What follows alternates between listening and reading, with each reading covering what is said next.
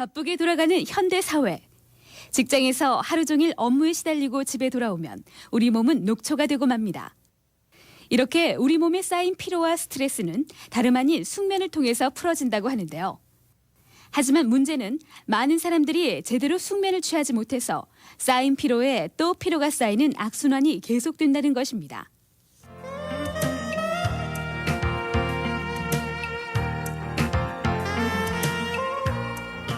잘못된 잠자리 습관, 위장병, 근육통 등 숙면을 취하지 못하는 여러 가지 이유 중에서도 빼놓을 수 없는 것이 바로 심한 코골이라고 합니다.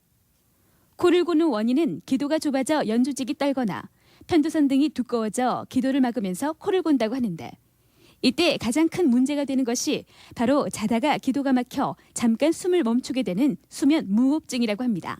그 정도가 지나칠 경우에는 산소 공급이 충만하지 못해서 우리 혈중 농도의 산소 레벨이 떨어지면서 그 뇌에 장애를 일으켜서 기억력이라든가 집중력이 떨어지고 심한 경우에는 심장마비를 일으키는 가장 그 위험을 초래하죠.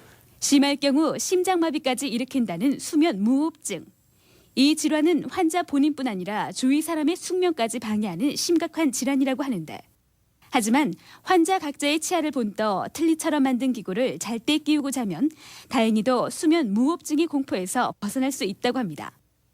그래도 가장 중요한 것은 코를 고는 원인을 찾아 그 원인을 해결하는 것일 겁니다. 코골이 외에도 우리의 숙면을 방해하는 것들은 상상외로 많습니다. 무리한 업무와 잘못된 자세로 인한 어깨, 목, 허리의 통증이나 불규칙한 식습관과 잦은 음주 및 흡연으로 인한 내부 질환 등 우리 몸 중 어느 한 곳이라도 이상이 있으면 숙면을 취하지 못한다고 합니다. 숙면을 취하지 못함으로써 각종 질환들은 더욱 악화된다고 하는데요. 이 숙면을 취하기 위한 방법에는 어떤 것들이 있는지 사람들에게 물어봤습니다. 명상으로 편안한 마음을 유지하는 사람, 소주 한 잔이 도움이 된다는 사람도 있었습니다.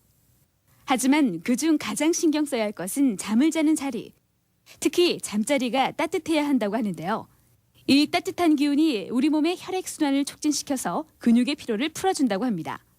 보일러가 없던 과거, 우리 할머니, 어머님들께서 출산을 하실 때는 장작불로 뜨끈뜨끈하게 데운 온돌방에 몸을 눕히셨다고 하는데, 그 전통이 이어져 내려와 현대의 온수 보일러로 발전했고, 최근에는 찜질용 팩이나 매트, 반신욕기 등 이 온수의 장점을 이용한 여러 가지 아이디어 상품들이 나와 피로 및 스트레스 해소에 큰 효과를 주고 있다고 합니다. 재산이 수만금이라도 건강하지 못하면 행복한 사람이 아니라고 합니다. 그런데 피로와 스트레스, 그리고 충분하지 못한 수면은 건강에 큰 악영향을 준다고 하니 편안한 잠자리를 위한 연구는 앞으로도 계속될 것 같습니다.